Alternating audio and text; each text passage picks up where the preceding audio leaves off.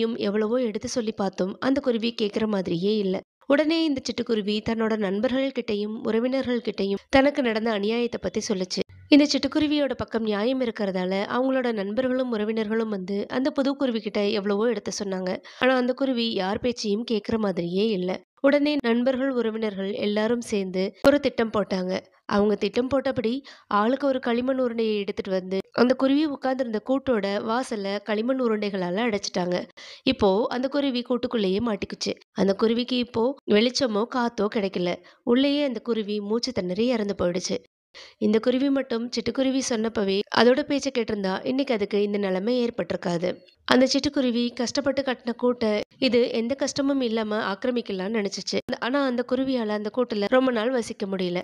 இவ்வளவுதாங்க கதை. இந்த கதையில இருந்து நம்ம என்ன தெரிஞ்சுக்கிட்டோம் அப்படின்னா, எந்த ஒரு பொருளையும் அடுத்தவங்க கிட்ட இருந்து அபகரிச்சோம்னா அது நம்ம கையில ரொம்ப நாள் நீடிக்காது.